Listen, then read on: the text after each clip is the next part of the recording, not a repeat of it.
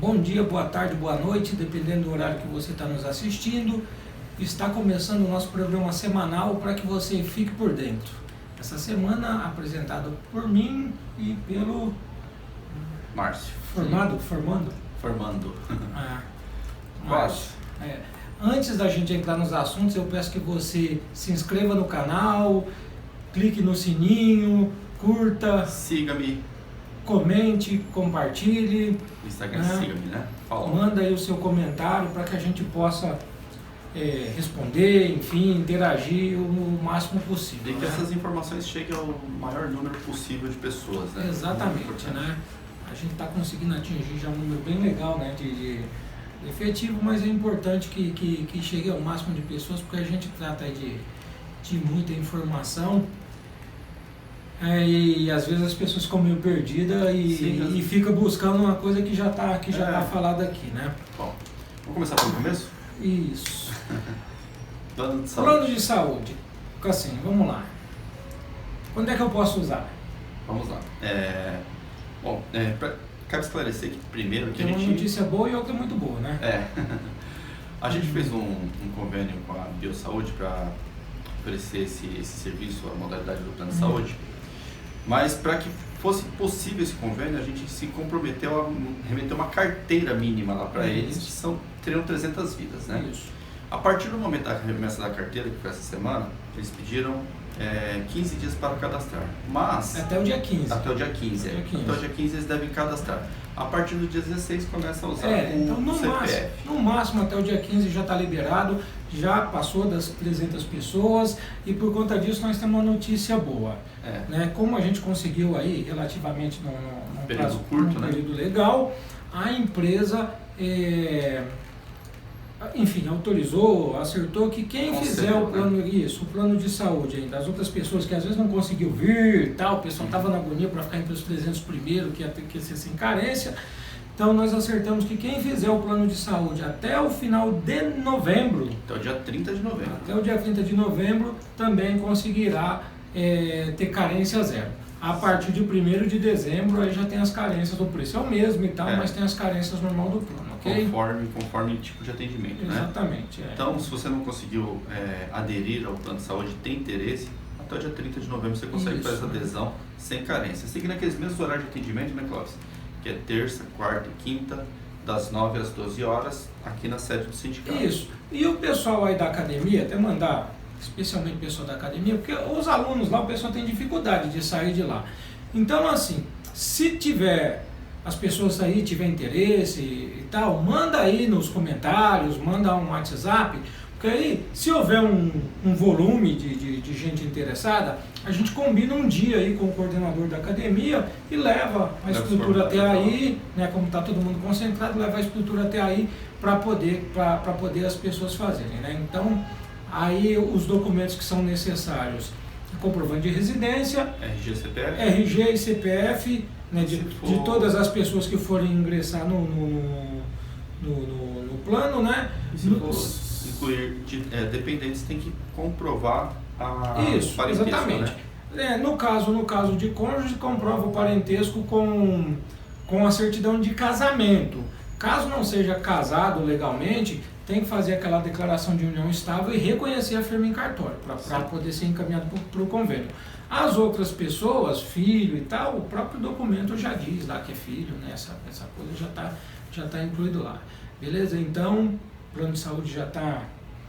E fiquem atentos às datas de pagamento, viu? Porque eu teve alguns colegas que ele não prestou atenção na data e tal. E a gente tem que fazer uma meia-culpa, que alguns casos foi o problema de geração do boleto. Eu fiz o boleto errado lá e o banco não aceitou e a gente tive que remeter outro boleto. Foi erro meu, né? Então. Mas outros casos eu conversei com alguns colegas que ele achou que era vencimento em dezembro e o vencimento é em novembro, então tem que ficar atento com isso. Mas fluiu e tal, o negócio tá rolando a partir da sexta-feira que vem, né? No máximo até sexta-feira que vem o pessoal já vai conseguir marcar as consultas e tal, e aí a coisa vai fluir. Eu fico contente que deu certo, né? Que era uma demanda muito grande, né? Seguindo, Jante Clóvis, você no programa anterior prometeu que visitaria lá o evento esportivo lá no estádio de Itaquera, o policiamento. Você foi até lá? Na verdade, o que eu falei foi o seguinte, que era uma vergonha falta água no policiamento lá em Itaquera. Aí eu tô vendo agora que você vai tomar água, e eu também vou tomar um pouquinho, porque o pessoal que está de serviço lá não pode tomar, porque não tem. Eu estive lá, tinha lá, foi um jogo tranquilo, né? O Corinthians não está na sua melhor fase, então tinha o que lá? 22 mil torcedores só, né? Normalmente é 30 e tantos mil, 40 e tantos mil, é bem movimentado lá, então estava um jogo bem tranquilo, né? Só a torcida do Corinthians, era contra o Fortaleza, né? Foi na quarta-feira, 19 horas o jogo, né? Então não tinha um efetivo tão grande assim, mas não tinha um copo d'água para o efetivo tomar. O chefe da unidade deveria ir lá e ficar lá também, sem tomar água, nas mesmas condições, porque como é que alguém pode ser chefe e não consegue providenciar o básico para o servidor? Até quando a gente vai ter que conviver com essa vergonha? Porque é uma vergonha isso, não conseguir garantir água, o básico, isso aqui, ó, que tem nessa caneca aqui, ó, água para as pessoas tomarem. O pessoal tem que chegar lá 2, 3 horas antes do jogo e vai embora depois que o jogo termina. E fica esse período todo, não tem água para o povo tomar, cara. E tem feito altas temperaturas, né, Clóvis? Como diz o grande jornalista, né? Isto é uma vergonha. Na quarta estava chovendo e tal, mas assim, vão ter mais 3 jogos no Itaquera, né? Eu fico envergonhado, cara. Tem algumas coisas. Na minha opinião, isso é tema para a gente levar para a Comissão Extraordinária de Direitos Humanos da Câmara Municipal. Comissão de Segurança Pública, né? Também. Aí tem que ser o secretário ser intimado lá pela Comissão de Segurança Pública para ter que ir lá explicar. O chefe da unidade não consegue providenciar água pro efetivo. E tem água lá Pior é isso. Pior aqui. Tem. Né? Tem água. Então, assim, isso é vergonhoso, né?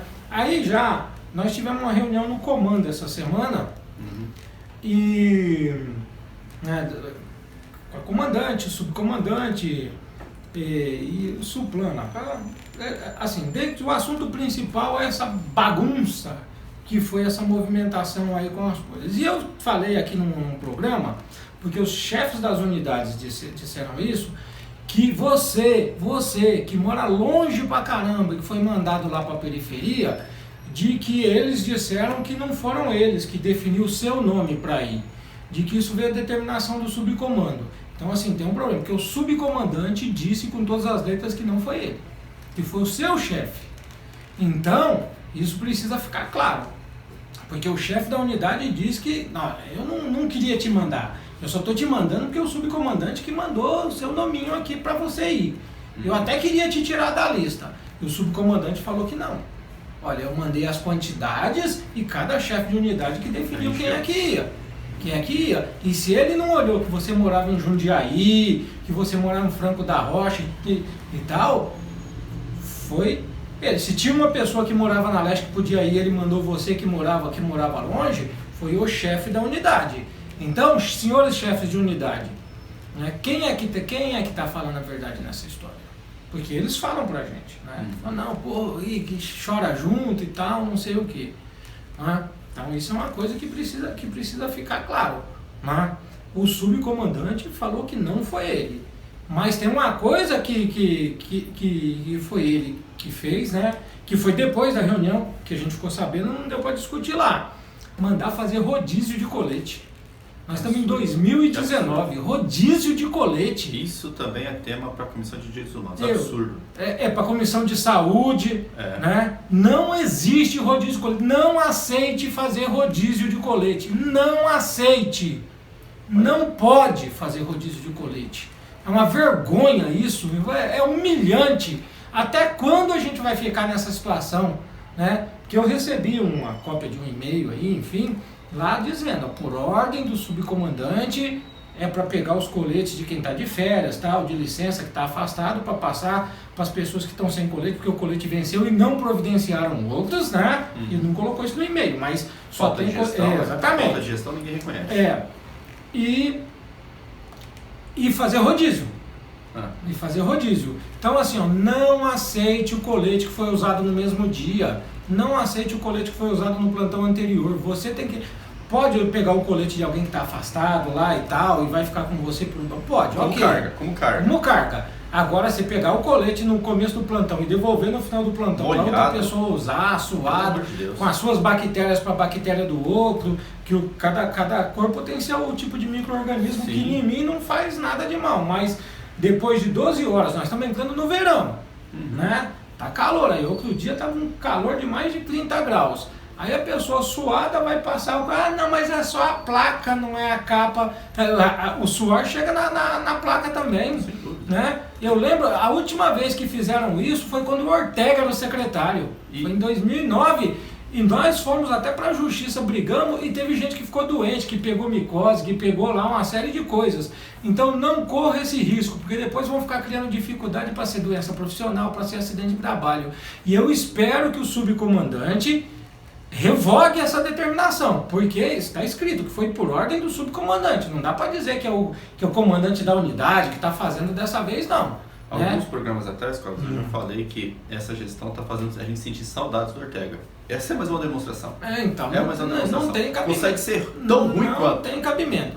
A outra coisa é com relação a essas remoções malucas. É assim, uma das coisas que a comandante e subcomandante acertou com a gente é que eles, comandante e subcomandante, vão pessoalmente lá conversar com os guardas, porque os guardas merecem uma explicação, eles merecem um pedido. Aliás, até hoje, nós vamos colocar um contadorzinho assim, né, se for preciso, há quantos dias a SOP fez aquele planejamento porco da eleição do Conselho Tutelar, vergonhoso, e até hoje não pediu desculpa pro efetivo.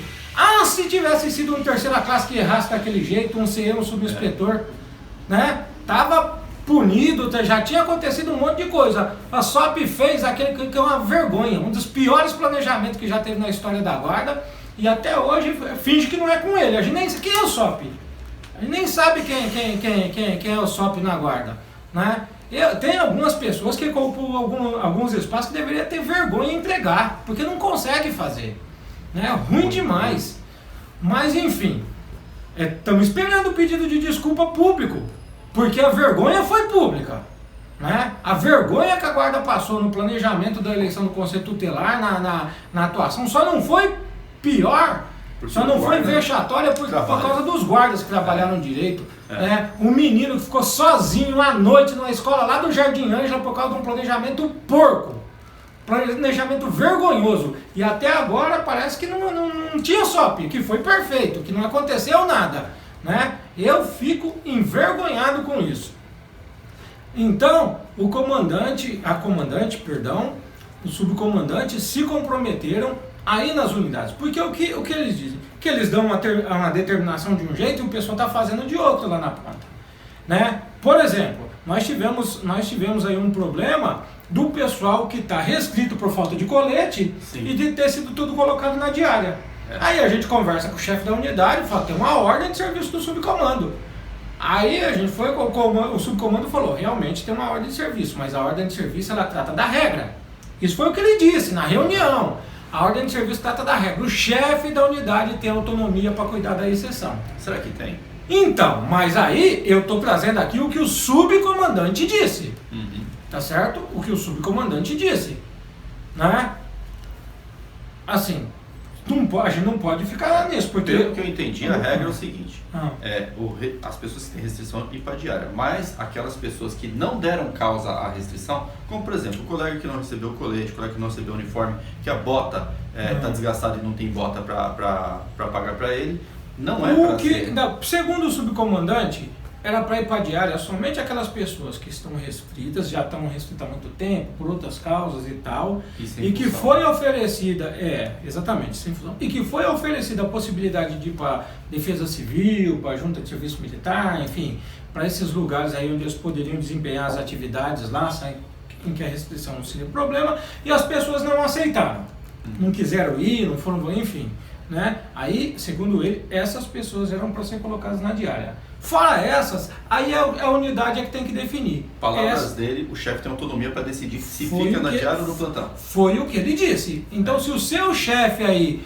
está te colocando na diária e está usando o subinspetor, o subcomandante, perdão, como justificativa, o subcomandante disse que não, que ele tem ele tem autonomia para definir isso. Né? Então vamos acompanhar esse negócio aí. Né?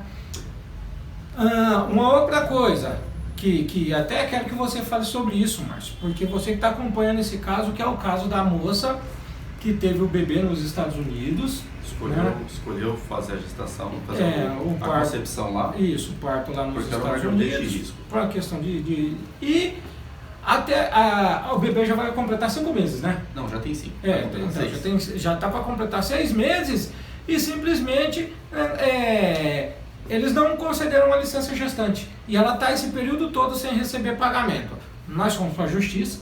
Sim. Ganhamos, não só isso, foi aberto lá um processo na corregedoria. Sim. Contra ela por faltas e tal, não sei o que. Nós fomos para a justiça determinou que fosse restabelecido o pagamento e que o processo na corregedoria fosse suspenso, né? Até que liminarmente, até que se tenha decisão, ok? Eu conversei com o corregedor e me parece que o processo está suspenso. Só que o pagamento não foi restabelecido. Sabe por quê? Porque a DRH não cumpre decisão judicial. Não cumpre. Sabe o que acontece, cara? A DRH funciona mais ou menos que nem as unidades da guarda. É ordem. Só que na DRH eu sei. Então, a pessoa que processa lá as coisas na DRH, chega uma decisão judicial lá para ela escrita assim: medida liminar, a juíza ordenando o restabelecimento do vencimento. A pessoa vai lá e, vamos ver se tem alguma coisa, não sei. Não sei, não tem nada, não cumpre não. Então nem é porque a juíza fala, sabe? Poder judiciário não quer dizer nada.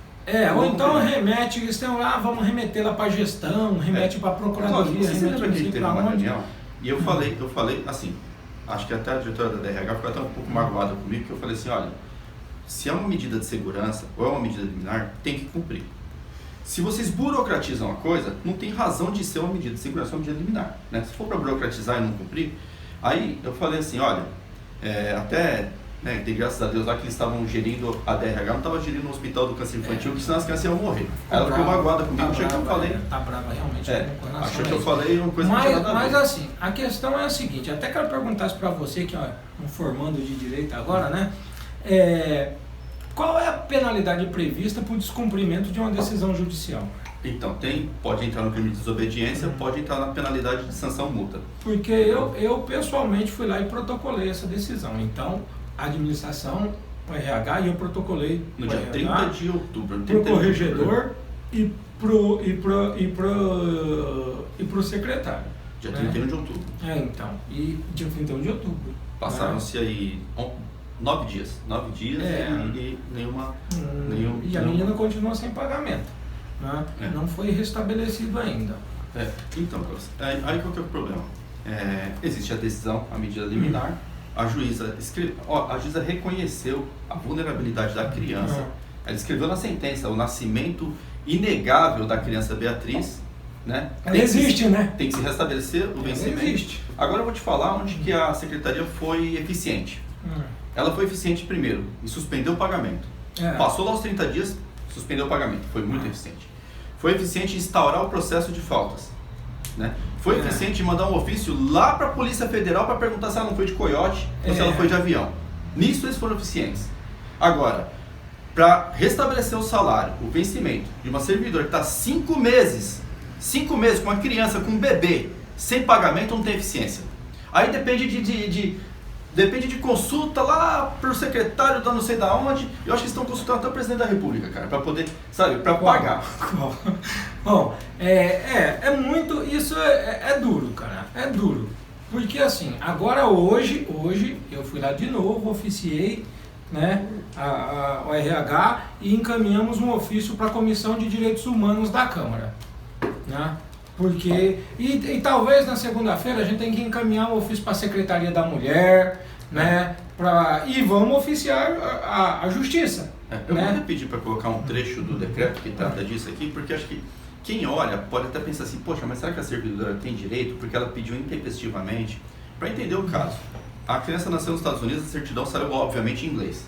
Entregou a certidão na unidade em inglês, o chefe falou assim, não posso receber, você tem que ser transcrita, traduzida para o português. Beleza, essa transcrição tradução demora 40 dias, 50 dias, porque quem faz é a embaixada, Isso. é uma burocracia do campo. Ou é um tradutor juramentado ou é a embaixada. O tradutor juramentado tem um custo, a embaixada não tem um custo, mas tem um prazo. Aí o que acontece? Ela entregou intempestivamente. Se entrega intempestivamente, mesmo assim tem direito à licença? Esse artigo que a gente vai colocar aqui na tela, indica que sim. Que esse artigo é o que fala quando se trata de pedido de licença após o 10º dia do puerpério. Se não me engano é o parágrafo 5º do artigo do decreto que trata disso. Eu vou pedir para colocar ele aqui para você ver. A menina tem direito, entendeu? Só que assim, para conceder o direito, não acha quem faz. Agora, para cancelar o pagamento, na mesma hora. É um negócio que eu falo, né? Que eu sempre falo também, são as interpretações na guarda, né? Às vezes tem um fato que você pode ter uma interpretação divina e uma interpretação demoníaca. Só dá uma interpretação demoníaca. A interpretação é sempre a do demônio, nunca é a de Deus. Nunca é a boa, é sempre a interpretação ruim, né? Olha só, nós temos a portaria 61, não é? A portaria 61 lá diz que só tem 2 tipos de jornada. 8 horas ou 12 horas. Né? Tem uma pessoa que pode inventar uma terceira jornada, que é o secretário. Exatamente, e ele não inventou. Só tem esses 2 tipos de jornada. Né? Mas alguém resolve interpretar que no dia da reunião da base, ele pode criar uma jornada de 3 horas. Né? Que no dia que o camarada tem que depor no fórum, ele pode criar uma jornada de 2 horas. E que eu vi essa semana, que não está previsto em lugar nenhum, a jornada era assim, era das 14 ao término. Não tinha hora para acabar. Né? Tem hora para não tem hora para acabar. Não existe isso. Deixa eu lembrar a inspetoria que fez isso. Para não cometer injustiça, igual você fez a outra semana, aí eu vou ficar bravo. Mas eu vi, cara, que as pessoas mandam a foto da escala, tá lá, das 14 ao término. Não existe. Jornada de trabalho tem que ter hora de entrada e ter hora de saída. Esse pessoal dá muita sorte que não morreu ninguém, sabe? Num deslocamento desses, que não aconteceu, sabe, algum infortúnio, porque na hora que acontecer, você, chefe de unidade, vai ser responsabilizado. Nós vamos fazer representação criminal, se for o caso, contra você, porque você está descumprindo uma regra que está claramente estabelecida. Fica inventando regra só para arrebentar o guarda, porque não é para beneficiar, é para arrebentar. É só para o mal, ó. Não existe, não pode apresentar as pessoas sem ter a remoção no diário oficial, e fizeram isso.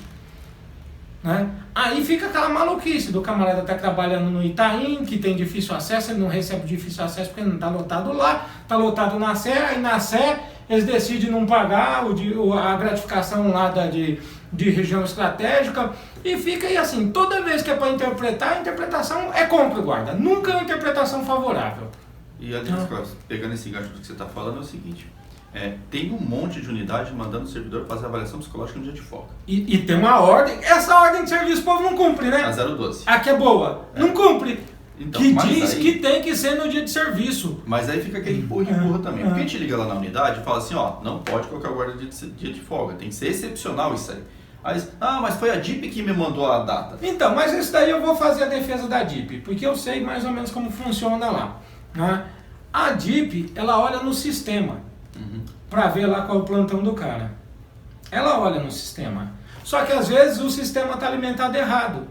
Entendi. Né? O sistema está alimentado errado. Isso é que acontece. E o povo alimenta mal pra caramba o sistema. Eu tenho certeza. Eu vou dar um exemplo das coisas que um dos problemas que a gente tem para discutir salário, para discutir concurso, para essas coisas, é que a administração alega que tem muita gente restrita na guarda e tal, não sei o que. Aí você vai ver os dados e fala, por que tem tanta gente restrita assim? Quem deveria ser restrito na guarda? Os alunos que ainda não estão prontos para ir para a rua, tal. As pessoas que não passam no teste psicológico por porte de arma, ok, está restrito. E mais assim, gestante. Eventualmente algum problema de saúde. Aí o Zeca tá bravo com o horário. Esse programa vai ficar um pouco mais comprido mesmo, porque nós temos pelo menos uma notícia boa e tal. Então fica até o final, né, pra ver aí que aconteceu coisa boa também na semana. E o Zeca tá chutando o clipé. Se balançou a câmera aqui foi porque ele chutou o clipé, viu? Que eu vi. Mas enfim, a moça, ela tá restrita porque tá gestante. Aí lá no sistema tá lá, restrito, motivo da restrição, gestante. Aí vai ver a situação dela. Como é que tá na vida dela? Ela tá de licença. Por quê? Licença gestante. Licença. Ela já teve o bebê. Faz 4 meses que ela teve o bebê, mas a unidade ainda não alterou no sistema, ela tá lá restrita porque tá gestante. Se já teve o bebê, criatura, ela não é mais restrita, ela é uma servidora pronta. Ela está afastada, mas ela é pronta. Então isso diminui a quantidade de restritos desnecessariamente. Agora quem tem que alimentar isso? É a unidade. Quem tem que fiscalizar a adequada alimentação? Quem ganha é FGC. Exatamente. É o gestor da unidade, é o chefe da unidade. Aquele que tem um monte de salamaleque, que quando ele passa as pessoas tem que se enquadrar e prestar continência, tem que chamar de senhor e tudo aquilo. Ele tem todos esses salamaleques e ganha lá um dinheiro a mais para poder fazer estas coisas. Se não consegue fazer, entrega o boné. Fala, eu não consigo fazer, tem 400 e tantos inspetores aqui que pode substituir. E vai puxar posto na Cracolândia, vai ser encarregado de equipe, vai pro plantão da noite e gerenciar a equipe, vai puxar lá o estádio do Corinthians.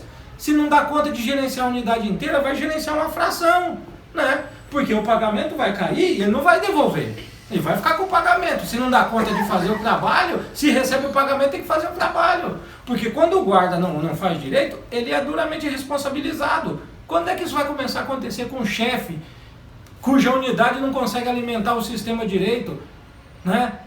Pode ter inspetor na guarda sem nível superior? Não pode. Não, inspetor não, por incrível que pareça, pode até ter alguns inspetores de divisão, mas inspetor não pode. Mas se olhar no sistema, eu aposto que lá tá lá o inspetor cadastrado como ensino médio, porque o cara terminou a faculdade, entregou o diploma, foi promovido para inspetor e a unidade não alterou a escolaridade dele no sistema. Eu tenho certeza que tem, cara, é batata, né?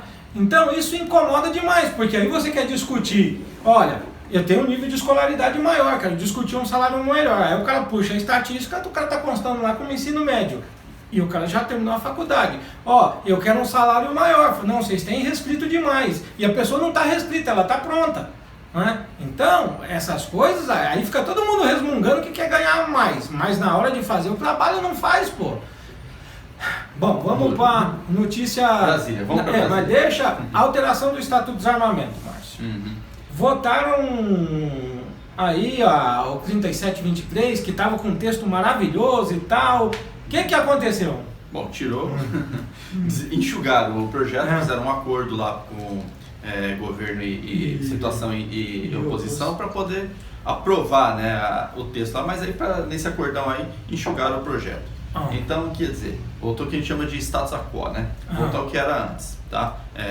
Basicamente, as guardas municipais continuam dependendo de convênio com a Polícia Federal e continuam nos termos do convênio com a Polícia Federal. Que nem a nossa corporação tem um convênio com a Polícia Federal, esses termos do convênio com a Polícia Federal que definem porte, territorialidade, duração, né, do porte, muito embora a lei agora já está de 10 anos. Isso, e tal, exatamente. Eu peguei a minha funcional, renovei a funcional esses dias, por isso que eu sei como a DIP funciona, né, que é o fuso. E já está com 10 anos de validade realmente, né? Então, assim, o que avançou, no final das contas, o texto era muito bom pra gente, ele era ótimo. E no final das contas enxugou, mexeram só nos CACs e avançou na questão do calibre, né? Sim, agora a restrição de calibre bem da verdade, é um pouco maior. Alguns calibres que eram restritos passaram a ser permitidos. Exatamente. E as guardas podem comprar esses calibres. Foi o que aconteceu, né? E uma coisa que era para ser 10, no final das contas, que era um avanço 10, virou um avanço 3, né? Isso. Basicamente foi isso. Agora mas vamos para o outro assunto foi um avanço gigantesco, né? Um avanço gigantesco que foi resultado de muita luta, que teve a sua colaboração. Quando você vai lá todo mês, tira uma parte do seu salário para pagar a mensalidade do sindicato, ele ajudou a contribuir nesta luta aí, que produziu um resultado muito positivo, que naturalmente ainda não está totalmente consolidado, até só voltando no Estatuto de Desarmamento, ainda vai para o Senado e a gente ainda pode discutir lá, produzir alterações lá. Então, e vamos. Né? Mas que é a PEC paralela, a PEC 133. Né? Depois de muitas idas e vindas, tal, foi votado o relatório, foi votado em primeira votação e na terça-feira está prevista a segunda votação. Né? Então vou falar primeiro o rito e depois a gente entra no conteúdo. Né? Então, depois da segunda votação no Senado, ele vai para a Câmara, né? Ele vai para a Câmara. E É o tempo, Zeca, que você está apontando aí, que eu tô ficando perdido. Ele quer saber da minha água. Tá. Então, o rito, depois que votar no Senado, vai para a Câmara. Lá na Câmara vai ter que passar em comissão, passar na primeira votação, passar na segunda votação. Se eles produzirem alteração que inclua, volta para o Senado, mas a tendência é que a Câmara não produza alterações inclusivas. Até porque a 06 teve esse rito, né? Exatamente, só que foi o contrário, né? Isso da Câmara foi para o Senado, esse está fazendo sentido contrário. E qual o conteúdo? No que avançou? Exatamente. O relator, ele incluiu no texto uma emenda, que na verdade não é exatamente uma emenda, porque como ele incluiu no texto, né, deixa de ser emenda, passou a ser parte do texto, né, não precisou ser votado e tal, né? Exatamente, faz parte do relatório. Uma sugestão que tinha sido feita pela FENAGUARDAS, né, a gente apresentou, já falamos aqui várias vezes, que basicamente é o seguinte, é uma alteração na PEC 06, que ainda nem foi sancionada, né, mas a PEC 133 vai alterar o tal do parágrafo 4B da PEC 06, que diz lá, que basicamente o parágrafo 4º fala sobre as regras especiais e diz lá quem é que pode ter regra, diz que as prefeituras, estados e municípios não podem criar regras especiais, a não ser para os previstos lá no 4A, 4B e 4C, né? Que são as exceções. Isso, que são as exceções. Um fala sobre as pessoas que têm deficiência, alguma coisa assim. O 4C eu nem lembro do que fala, mas o 4B fala dos profissionais de segurança. Né? Na PEC 06 dizia que podia criar regra especial para policial civil, agente penitenciário e agente socioeducativo. E a nossa briga era para que a gente pudesse ser incluído aí. Então nós construímos lá a emenda, construímos o texto, discutimos, fizemos debate com muitos senadores, conversamos e tal. E aí com a ajuda, tem que enumerar um monte de senador que ajudou, Haroldo de Oliveira, Major Olímpio, que aqui de São Paulo ajudou bastante também, a gente tem que reconhecer, o Haroldo de Oliveira do Rio, Isalci, que é de Brasília, hein? É o senador Isalci alguma coisa, eu não me lembro o sobrenome, mas nós vamos aparecer o nominho dele aqui, né? Do senador Isalci. Quem mais ajudou? O senador Tasso Gereissati, naturalmente, que foi o relator, que é do Ceará. Paim. Também ajudou. O senador Paulo Paim também ajudou bastante, do Rio Grande do Sul, né? Nessa discussão. Ele promoveu muitos debates e tal, né? Tem outro senador lá do Sul, Renzi, alguma coisa Renzi, acho que é Luiz Carlos Renzi o nome dele. Os três senadores do Rio Grande do Sul foram top. Paulo Paim, o Luiz Carlos Renzi e o Lazier Martins. Os três foram muito bons. Aqui de São Paulo, o Major Olímpio, o Isalci de Brasília, o senador Tasso Gereissati do Ceará, né? Eles foram muito compreensivos, o senador Haroldo de Oliveira do Rio de Janeiro também, né? E ajudaram bastante nisso, né? Nas conversas, nos diálogos, e isso foi incorporado no texto. O que teve de alteração? Lá diz, esse parágrafo 4B diz que estados e municípios poderão criar regras especiais para policiais civis, agentes penitenciários, agentes socioeducativos, guardas municipais, que era a nossa inclusão, e também foi incluído o pessoal da ABIN e uma outra categoria lá que agora eu realmente não me lembro qual era. Eu não sei se é agente de trânsito, não é agente de trânsito não. Mas enfim, o que importa é que nós somos incluídos lá. Então isso é uma etapa da luta, né? Passar pelo Senado, vai para a Câmara, depois que passar pela Câmara vai ser sancionado. Uma vez sancionado, aí a luta é município a município. Isso.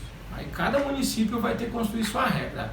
Nós aqui temos uma regra já, que é uma discussão que nós vamos fazer depois. Se, uma vez aprovada essa alteração, automaticamente a regra que a gente tem já passa a valer, ou se será necessário refazer a regra, reapresentar e tal, não sei o quê.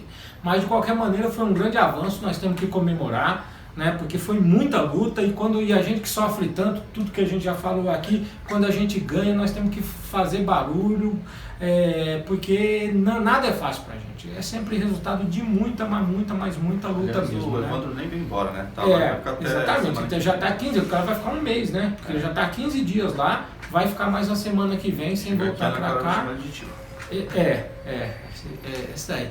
Bom, vamos para que tem pergunta. O que tem aí? Luciano Rebelo de Paula pergunta: Ele faz uma pergunta, né? Boa noite. Aproveitando o assunto gratificação, amigos, o que precisa para ajustar a gratificação de motorista e o reajuste da DEAC? Então, a gente precisa sair dessa bagunça que a guarda tá, porque a gente não tem tempo, porque a gente tem que ficar cuidando de remoção, não consegue nem discutir essas coisas. O secretário de água, a gente tem que ficar discutindo água para o guarda beber, aí não consegue discutir aumento de salário da maneira que tem que discutir. Você não consegue discutir avanço se você tem que ficar discutindo ficar vivo, né?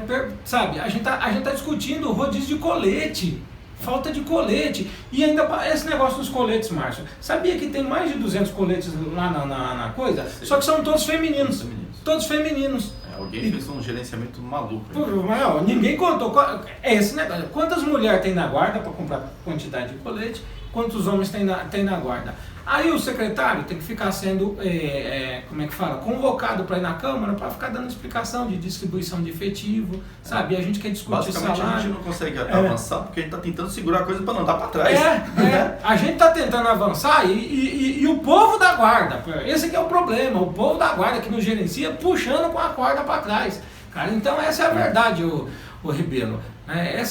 Esse é o negócio, né? O Marcos Pereira pergunta, quanto à redução de vagas na DEAC, alguma informação? Na verdade não houve redução de vagas. O que houve foi um remanejamento de horário de prioridade.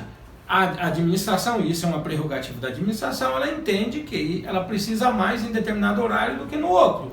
Então ela tirou as ofertas que tinham com um determinado horário e remanejou para outro horário. Então, uma coisa, isso eu posso atestar, Marcos.